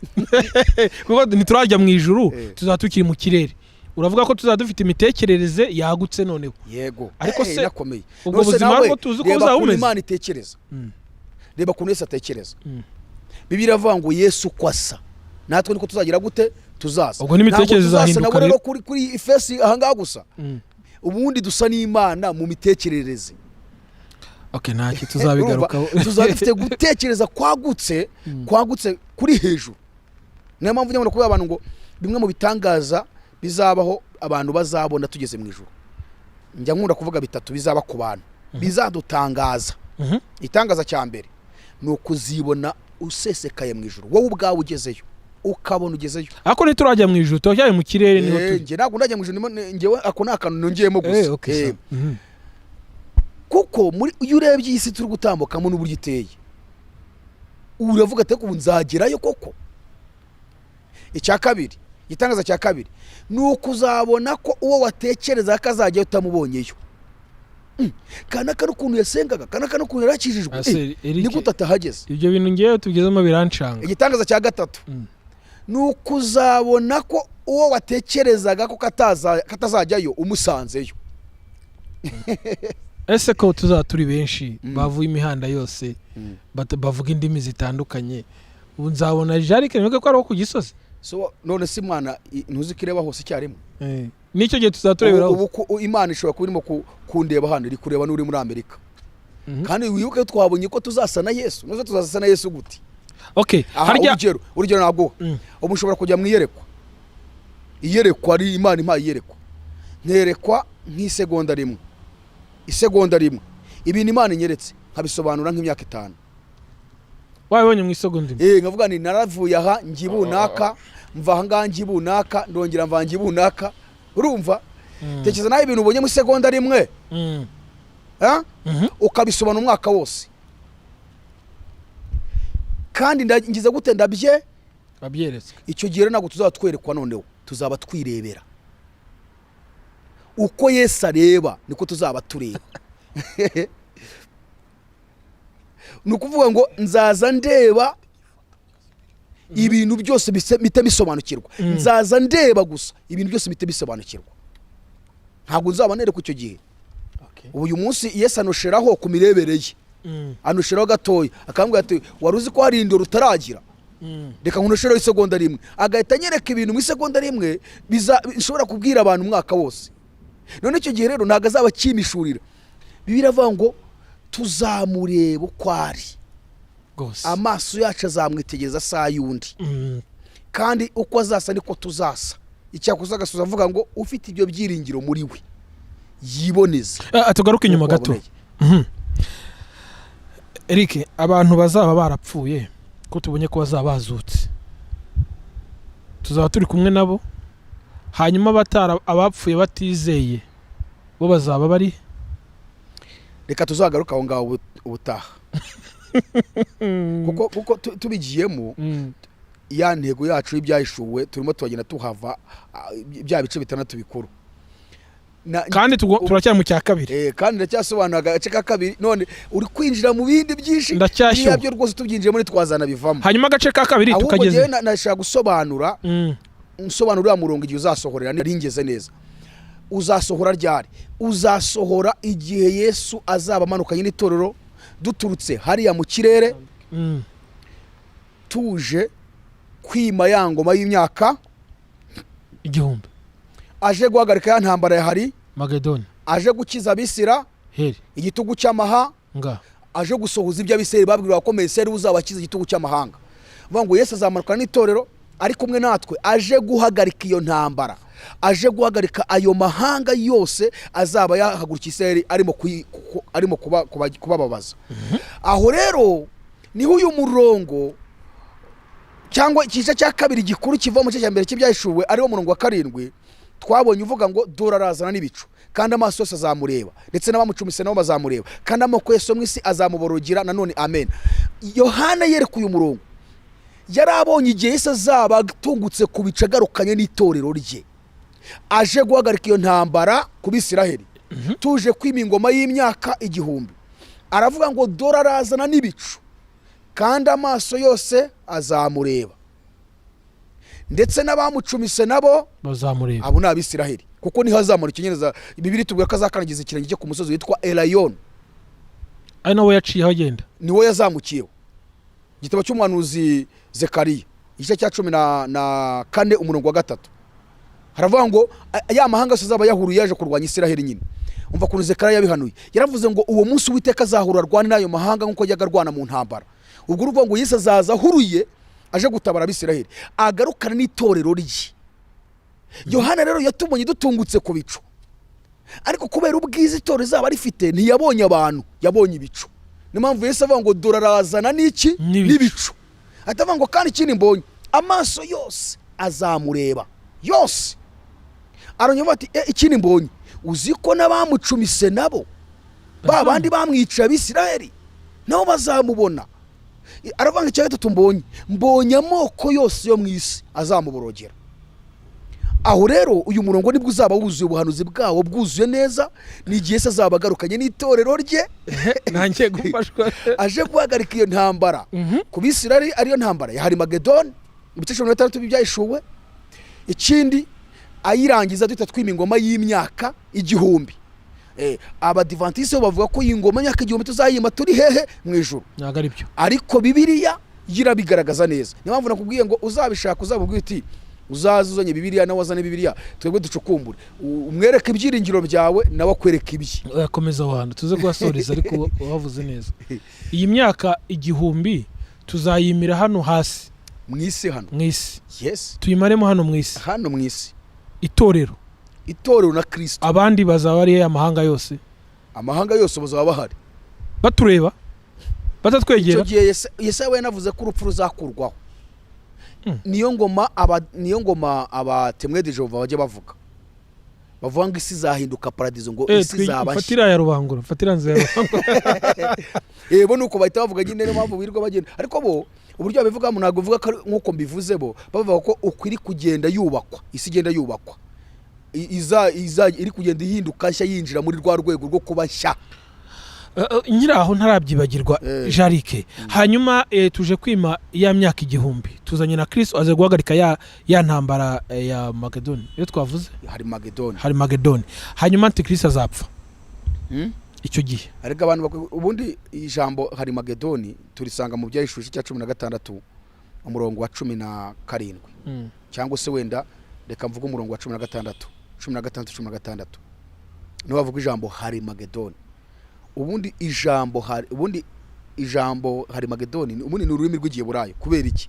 N'ubundi Bibiliya ni kwivuga ngo iyo myuka mibi izabateranyiriza ahantu mu Ruheburayo hitwa Harmagedoni. Uvuga ngo rero ijambo ni Igiheburayo, noneho rikaba iri jambo rigizwe n'amagambo abiri, hari hakaba na Magedoni cyangwa se Megido. Uvuga ngo ijambo hari mu rurimi rw'Igiheburayo bishyize mu Kinyarwanda bisobanura umusozi. Megido cyangwa se Megidoni bigasobanura ahantu runaka hamenyerewe kubera iki? Intambara. Noneho wabitangiza hamwe ngo Harmagedoni, umusozi w'intambara cyangwa umusozi wamenyeye kubera intambara cyangwa se ikibaya cyamenyeye kubera intambara. N'ahantu kuva kera hagiye habera intambara nyinshi. Ibi nitubyinjiramo tuzabisobanura. Uyu musozi cyangwa se ahantu haberaga, nituvuga umusozi batagira ngo umusozi uhanamye, ni ushobora kuvuga ngo agasozi k'ibunaka, ntago ari umusozi nyine naho hantu.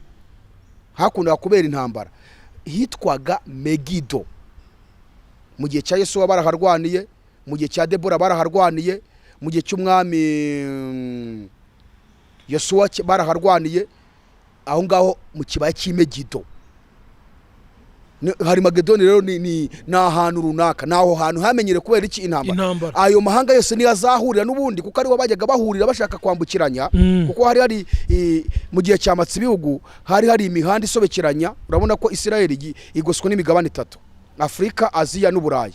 Aho niho hari ihuriro ry'iyo mihanda ku bantu bashaka kujya muri Afrika, abantu bashaka kujya i Burayi, abantu bashaka kujya muri Aziya. Noneho abami benshi bakunda kuhahurira bashaka kuvuga ati wenda hari abavuye muri Afrika bagiye gutera i Burayi, cyangwa abavuye i Burayi bajya hehe muri Afrika ngo bahigarurize. Naho bahuriraga muri icyo kibaya. Nubundi rero amahanga yose ni hazahurira. Amahanga avuye igisirikare kivuye i Burayi, ikivuye muri Aziya, ikivuye hehe, bose bazahurira aho ngaho bashaka gukubita isere ngo Antikristo avuga ati muhanagure ku isi umwisiraheli wese aveho. None ibintu nabyumvira rero, hari Magedoni naho hantu haberewe, hakunda kubihuriro ryo kugira ngo abantu barwane, sibyo? Niho n'ubundi bazahura rero. Yesu nawe azakanagira kuri Elayon. Twari turi kubivuga mu gitabo cyo Zekariya 14:3. Haravuga ngo uwo munsi Uwiteka azahura rwana nayo mahanga. Uwiteka ni Yesu. Hari abantu benshi batabizi ko Uwiteka ari Yesu. Niwe witwa Uwiteka. Ndashaka komeza kumva iyo ntambara. Iyo usomye mu rwandiko parandikiye Abafilipi rwa igice cya 2 umurongo wa 11, haravuga ngo kandi indimi zose zihamye ko Yesu Kristo ari Uwiteka. Indimi zose zihamye ko Yesu Kristo ari Uwiteka ng'Imana Data wa twese himbazwa. Uwiteka uvuzwe rero ni Yesu. None Zekariya yaravuze ngo uwo munsi Uwiteka azahurura rwane nayo mahanga nk'uko ajyaga rwana mu ntambara, ngo kandi azashinga ibirenge bye ku musozi wa Elayon werekeye Yerusalemu iburasirazuba. Ngo umusozi wa Elayon uzasadukamo kabiri, gucikemo igikombe kinini cyane. Aho rero Yesu azabaje guhagarika iyo ntambara, cyo kuzabisirira bazaba bamaze gupfa ari benshi. Nyuma yaho nabirangiza tuzata twima ingoma y'imyaka 1000. None wari umurambwira ngo iyo ntambara ihagaze nibwo tuzima azayirangiza nyine. Ayo Bibiri tubwira ko azafata ayo mahanga, afate na Antikristo ngo abajugunye mu nyanja ya Kumuro n'Amazoko,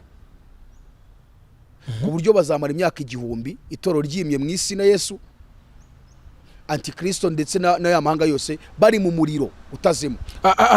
Tukiraho abantu badukurikiye, ayo mahanga yose ni ya moko yose, abantu bose cyangwa n'abasirikare bazaba ingabo, abatari ingabo bazaba baraho. Yabo n'abaturage basanzwe bibereye mu bihugu byabo, bo baza baturebera, nta no kuturebera. Ese umuntu uri hano mu Rwanda azajya muri Isiraheli? N'abaturage nibo bazaba ubuzima buzakomeza bibereye mu buzima bwabo. Amahanga yaza bagiye kubita Isiraheli, reka abaturage bakomeje ubuzima. None umuriro uvuze, uwo muriro uvuze Kristo azaruhama amahanga yose, abambi abo bantu, izo ngabo zose na Antikristo. Niwo muriro tujya dusoma, niwo muriro tujya dusoma n'ubundi n'abanyabyaha bazajyamo. Uyu muriro rero, ubundi intambara ya Magedoni ivugwa uburyo izarwanwa neza mu gice cya 19 kuva ku murongo wa 11 kugeza ku murongo wa 21 cy'Ibyahishuwe.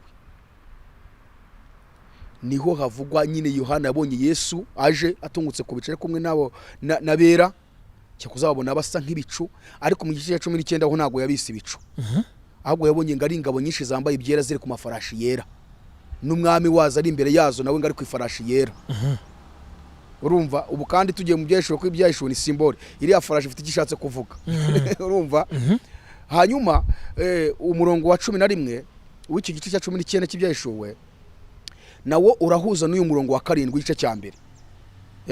Yohana yaravuze ngo mbona ijuru rikinguye, ngo kandi ngiye kubona mbona ifarashi y'umweru uhetswe nayo, yitwa kwizerwa kandi w'ukuri, ni buca imanza zitabera, akarwanya intambara zikwiriye.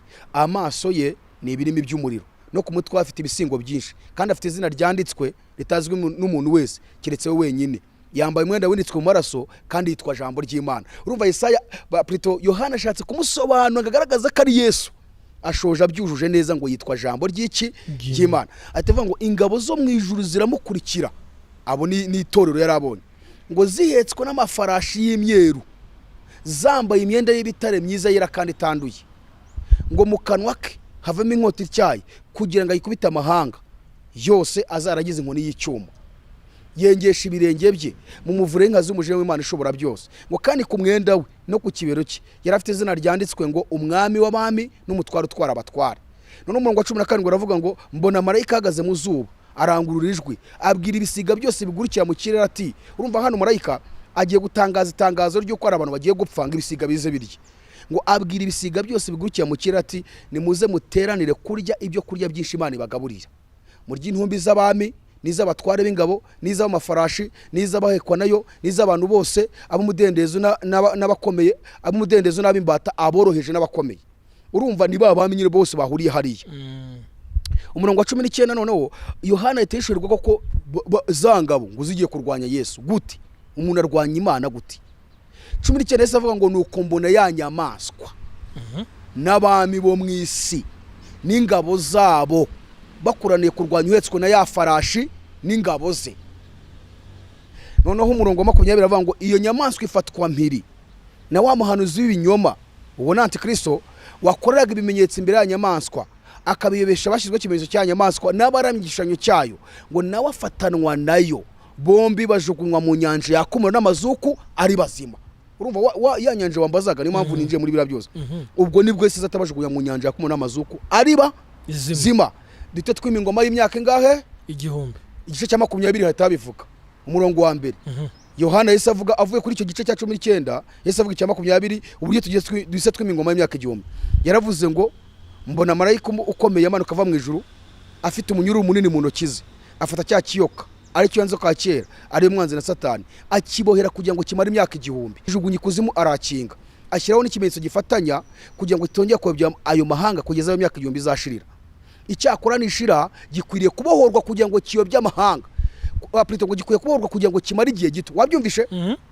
Ngo imyaka igihumbi nishira kizabohorwa kugira ngo kimare igihe gito. None umurongo wa 4 ahitamo na twimye ingoma rero, aravuga ngo mbona intebe z'ubwami mbona bazicaraho babwo ubucamanza. Twebwe Yesu abona dufata ubwami mu isi turimba turayobora. Navuga ngo iyo ni surprise Yesu yateguriye itorero. Buriya umukristo mu isi ukijijwe neza nta gaciro agira mu isi, uvuga ukuri kweruye nta gaciro agira. Uvuze ngo umuntu wese ukijijwe uvuga ukuri kweruye kuzuye neza isi ntijye imwemera. Niyo mpamvu abakristo mu isi nta gaciro bafite. Yesu yaduteguriye igeza dusubiza agaciro igihe isi yadusuzuguriye, natwe tukazayobora imyaka igihumbi ari twe tubayoboye. Yesu uzagaruka i Kigali? Ntabwo uzagaruka i Kigali ko wagusuzugura i Kigali n'ubundi. Numbaze ngo nzagaruka i Kigali uzakomeza kuhatura wowe uri muri Isiraheli. Ntabwo mbi no. Isi tuzatuyoboye izabiyoboye n'ubwami bwa Mesiya. Isaza wari umunyengare? None ubwami bwa Kristo. N'abandi bakoze ibyaha nta kibazo. Urupfu ruzakurwaho. Bantu bazababaho imyaka igihumbi. Satani wateza urupfu azaba yahambiriwe, siko tubonye ngo azahambirwa umunyururu afungirwa ikuzimu. Akarike wambare kansubiza ikintu ndi kukubaza. Abantu bapfuye batakiriho bazaba barazutse bari mu isi ya Kigali gutyo iryoshye. Bibiliya ivuga ko hari imizuko ibiri. Niyo mpamvu ngo ngo nubingira namwe turavuga ibintu byinshi. Hari umuzuko w'abakiranutsi n'umuzuko w'abanyabyaha. Umuzuko w'abakiranutsi ni bamande twabonye bazazuka nyine bagasanga Yesu mu kirere. Umuzuko w'abanyabyaha uzabaho nyuma y'iyo ngoma y'imyaka igihumbi. Urumva? Ubwo amahirwe ari ku bantu bazaba baravutse igihe bazaramya imyaka igihumbi bategereje. Yego, abanyabyaha bazasangwa icyo tuzi cyo nuko nta cyaha kizongera gukorwa, nta ntambara zongera kuba mu isi. Yesaya yavuze ko ngo abantu bazafata intwaro ngo bakazicuramo amasuka, ngo n'inkota zabo bakazicuramo impabuzo, ngo nta shyanga rizabangura irindi shyanga inkota, ngo kandi ntago bazongera kwiga kurwana. Urumva nta ntambara zongera kubaho mu isi. Yesi zabe ryoshye. Niyo mpamvu nyine baba Yehova baba babivuga cyane bati bakunda gukora n'udushusho ngo natura nkumva ni twiza cyane. Ukuntu uzaba uri kumwe n'inyamaswa. Yes. Ariko biriya byose n'ibishushanyo kandi aberekana nyine ko mu isi nta bugome buzaba bugihari. Ntabwo isi zabiyobowe n'ingoma ya Kristo hamwe natwe itorero rye. Uratuma mfashwa reka ngabanye gatoya. Nahita mfashwa cyane. Hanyuma rero wenda dusubiye inyuma twari gusobana uriya murongo kuzasohora ubuhanuzi bwawo buzasohora igihe Yesu azaba agarutse aje nyine guhagarika iyo ntambara tuje no kwima ingoma y'imyaka igihumbi. Dore arazana n'ibicu kandi amaso yose azamureba ndetse n'abamucuruza no bazamureba kandi amoko yose mwese azamuborogera none. Amen. Ndabushoje. Tugiye ku gice cya gatatu gikuru kigize igice cya mbere kibyahishwe. agace ka gatatu. Igice cya gatatu gikuru rero ni umurongo wa 9. ngira ngo murabizi tutangiye kwiga igitabo cy'ibyahishuwe turi ku gice cya mbere ariko tuzabicamo muri samari. Yego. Hanyuma haratubwira ngo jewe Yohana mwene so musangiye amakuba n'ubwami no kwihangana biri muri Yesu. Nari ku kirwa cyitwa Patimo bamora ijambo ry'Imana no guhamya kwa Yesu Kristo. Uti kubera iki uyu murongo wawugize umwe mu gice gikuru kigaragara mu gice cya mbere cy'ibyahishuwe? Ni ibi bintu bitatu. Jewe Yohana mwene so musangiye icya mbere amakuba, icya kabiri ubwami, icya gatatu no kwihangana ngo kandi biri muri nde? Muri Yesu. Impamvu ari umurongo mukuru no kugira ngo abantu be kwaca biruka bawitondere. Uyu murongo uzusenya inyigisho ziriho mu isi zibwira abantu ko muri Yesu nta mibabaro irimo. Zibwira abantu ko umuntu wese ukijijwe akaba umukene aba afite dayimoni. Ubukene. Yesu azagaruka, hari igihe Yuda, igihe Yesu bamusukaga amavuta bayamusutseho, Yuda ararakara shaka ndera amavuta ahenze. Kumbe Yuda ari gisamba kuno kurya amafaranga y'intumwa, bati bayazana tukayagurisha kuko tugakoramo ifaranga ritubutse wana. Yesu aramubwira ati Yuda itonde, ibibakoze abikoreye kwerekana igihe cy'umuzuko wanjye. Haranje bati kandi ikindi kuko yaravuga ati yaza tukayafata tukayafashisha n'abakene kaya mavuta yarahenze cyane. Yesu aravuga ati abakene bo muzagumana iteka. Kose umwami yabivuze wibihe byose. Reka mubwire abakire bazabaho n'abakene bazabaho. Ushobora kuzaba umukire ejo ukongera ukaba umukene. Ushobora kuzaba umukene ejo ukaba umukire. Ibyo ni ibihe bibaho mu isi dutambukamo. Ikindi imibabaro mu isi nizigera ishira. Kuva Adamu na Eva bakora icyaha mu ngo bya Edeni, binjije ibintu bibiri. Muri bo harimo Imana, binjizamo na Satani. Satani ni ikibi, Imana ni nziza. Izi nizo ngaruka duhoramo. Niyo mpamvu hari igihe uhura n'ibyiza ejo ugahura n'iki n'ibibi. Ubwo ni ubuzima tuzahoramo. Ariko Pawulo we yageze ku bakorera babwira ngo yaravuze ngo nuko umuntu wese uhagaze wibwira ko ahagaze yirinde atagwa. Aravuga ngo nta kigeragezo kibasha kubageraho kitari rusange mu bantu. Ngo ariko hamwe n'ibi ngo kandi Imana ngo ntizabakundira kugeragezwa ibiruta ibyo mushoboye. Ngo ariko hamwe n'ibibagerageza izabacira akanzu kugira ngo mubone uko mubasha kwihangana icyo kigeragezo. Haleluya. Nuko ngo mu buzima ducamo hari duhura n'ibigeragezo ariko Imana ikagira gute? Ikaducira kanzu. Ariko ubundi ubuzima bwacu bwubakiye ku kanzu. Naho Satani we yatumara, yaturangiza no kuburiho uhari ukaba umaziye muri uwo mubabaro ukaba utaranapfa. Nakanze Imana nako yaciye. Nukuri kose. Kuko uwo mubabaro ufite hari abawugizeho bahita bapfa ko kanya. Yes. None kuba ukiriho nakanzu kandi nakubwira ngo ikomeje kugaca. Nubundi irakomeza kugaca kuko nubundi iragaciye. Ya, rero Yohana yaravuze ngo jewe Yohana mwene so musangiye amakuba n'ubwami no kwihangana biri muri nde? Muri Yesu. Bivuga ngo umuntu wese wizeye Yesu amusangamo ibyo bintu bitatu. Ibyo bintu bitatu bimusangamo amakuba, ubwami no kwihangana. Ngo biri muri nde? Ikuzo. Muri Yesu. None ugumva abandi baje bavuga ngo muri Yesu biremera gusa ni ikibyemera. Harabona kuvuga ngo biremera muri Yesu biremera. Ariko ngewe iyo bayirira ibyo ngende mbona abana ariko ikitonderwa. Ibyemera ni ibiki? Kuko hari ukuntu abantu bahita babyerekeza ku myumvire yabo n'amarangamutima yabo y'ibyo bashaka. Kumva ko harimo inzu, imodoka, abagore, abagabo, akazi, n'akawunga, ibirayi, umuceri, kutarwara. Ariko niba muri Yesu biremera, harimo no kwemera ko warwara, harimo no kwemera ko wapfusha, harimo no kwemera ko wakira, harimo no kwemera ko wajya Satani yagambira kugira ngo upfe kandi akabikuraho, harimo byose, harimo no kwemera ko impanuka ikubaho kandi ugahita upfa ugataha. Ibyo byose muri Yesu biremera. Ya Jarike tukiri hano. Yego. Mu gace ka gatatu. Kagize igice cya mbere cy'ibyahishuwe. Yego. Aho tuzakomeza ubutaha. Mbere ko turuhuka. Duha ishusho y'ikiganiro cy'ubutaha winjire muri aka gace ka gatatu. Bo duse nk'abasoza ngaho. icyo gihe nabanza kuvuga ni ibi bintu bitatu ntabwo mbishoje, tuzabigarukaho. Icya mbere nuko muri Yesu harimo makuba. Utamakuba na ayahe? Yesu yanyuzemo. Nicyo bashatse kuvuga ko muri Yesu harimo makuba. Yaciye mu makuba menshi, yaratutswe ntiyasubiza, bamucira amacandwe nabo ntiyabacira, yateye imisumari, hari abantu bajya bavuga ngo yarabidukoreye ngo twebwe ngo ntabyo, sibyo? Ikindi, muri ayo makuba Yesu yaciyemo yaranzwe no kwihangana. Ubwo muri Yesu harimo no kwihangana. Niba ugeze muri Yesu ugasanga mu makuba igira gute? Wihangana. Icya gatatu, ngo mu kwihangana ku byamuheshe kujya mu bwami. Dufite ubumana nk'ubwo yari afite se? Yicaye iburyo bw'intebe y'Imana ishobora byose. Yari afite ubumana, yari afite imbaraga z'ubumana. No, twe turazifite. Zaburi ya 8:5 havuga ngo iki? Haravuga ngo umuntu n'iki kumwibuka cyangwa umwana w'umuntu kumugenderera, wenze kumugira nk'Imana buraho hato. Ubutumwa bwo bwanditswe na Yohana igice cya 12. Cyakora bamwe bose bakeza izina rye, yabaye ubushobozi bwo kuba abana b'iki? B'Imana. Ubwo nawe uriyo rero. Ubwo uri gutuma igisubizo mbere. Yego nagushubishe.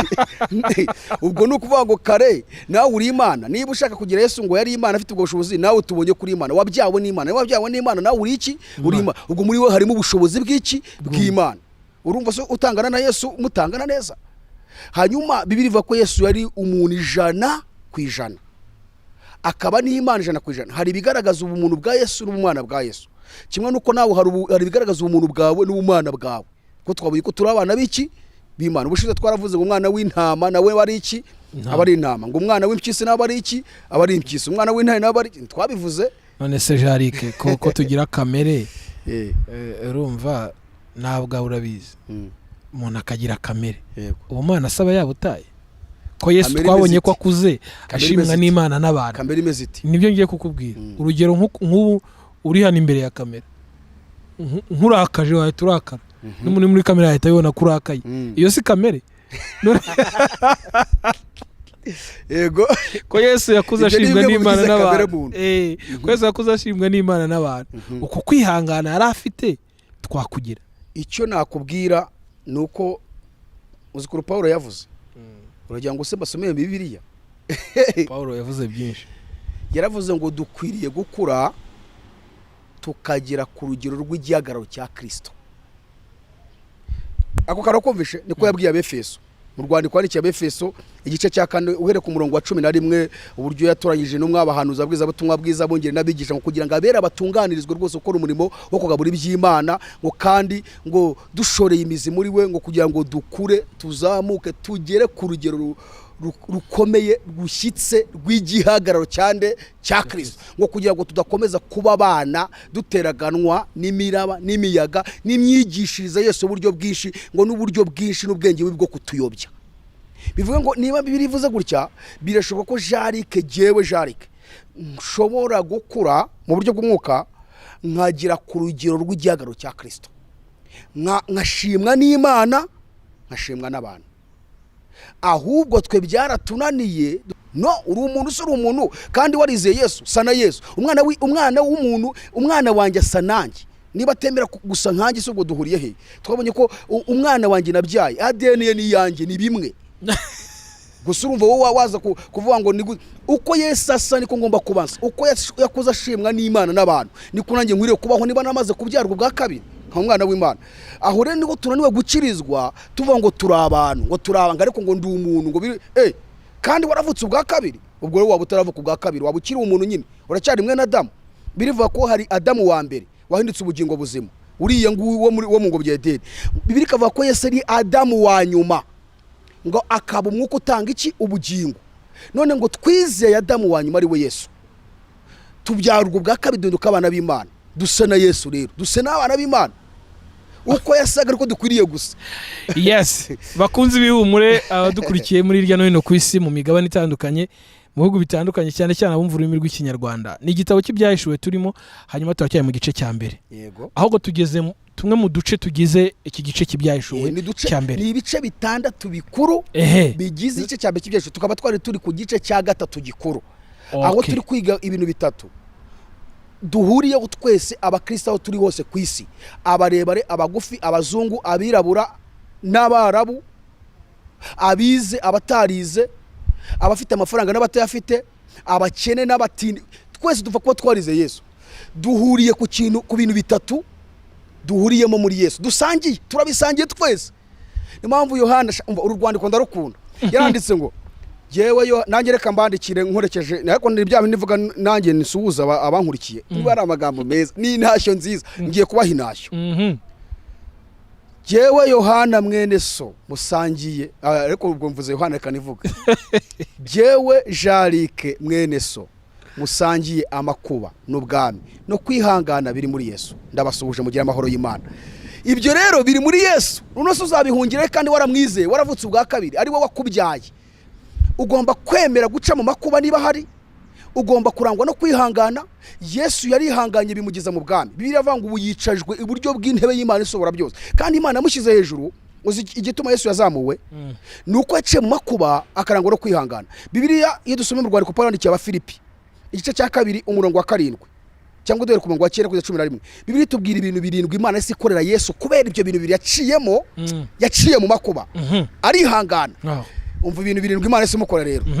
Icyambere Pawulo yaravuze ngo nicyo cyatumye ari mushyira hejuru cyane, yamushyize hejuru cyane. Icya kabiri ngo imuha izina risumba yandi mazina yose. Icya gatatu ngo kugira ngo amavi yose apfukame mu izina rya Yesu. Icya kane ari ibyo mu ijuru. Icya gatanu cyangwa ibyo mu isi. Icya gatandatu cyangwa ibyo munsi y'isi. Icya karindwi ngo kandi n'imi zose zihamye ko Yesu Kristo ari Uwiteka. Amen. Ibi bintu birindwi Imana yabikoreye Yesu kuko yaciye mu makuba arihangana. Natwe niduca mu makuba tukihangana tuzashyika mu bwami. Ibi bintu natwe tuzabihabwa. Haleluya.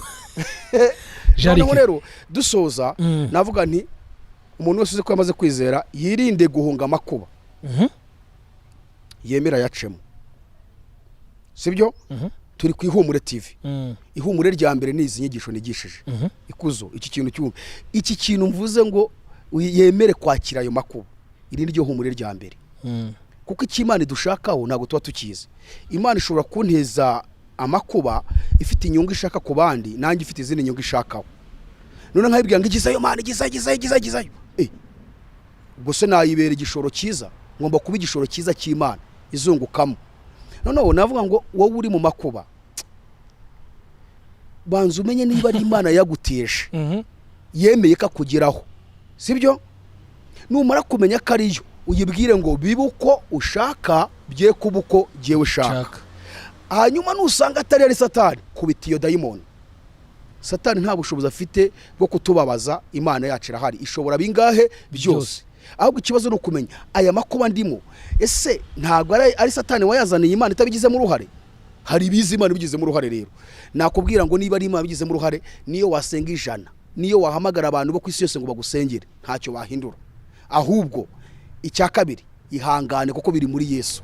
Nawe yari ihanganye. Numara kwihangana dore kizakurikiraho, uzashyika mu bwami. Kandi uri hano mu isi burahari. Hari Imana tuvana mu makuba ikatugeza mu bwami. Mu bwami nta nzara ibayo, mu bwami nta bukene bubayo, mu bwami nta kwambara ubusa bihaba. Ubwo buzemu burimo bukugoye niba ari Imana yabishatse. Ihangane uzashyika mu bwami, uzabona ibyiza. Hanyuma nyuma yaho kandi Imana izana kugoreza go bugingo buhoraho. Imana ibaha umugisha. Dushoje igice gikuru cya gatatu kiboneka mu gice cya mbere kibyahishuwe. Ubutaha wambajije ngo tuzavuga iki? Duhe ishusho noneho ikiganiro cy'ubutaha. Ndashaka kuzaza mbivugira rimwe none nihuta, nzatanga tugiye kubibaha muri Samari, sibyo? Hanyuma abashaka kwikurikirana twebwe dutambutsa kuri channel yacu, sibyo? Mu buryo bwimbitse nk'uko tukigisha ku buryo buri wese yumva ibyo bintu neza. Kuko ubukristo bwubakitse no kwemera kunyura muri ibyo bintu bitatu.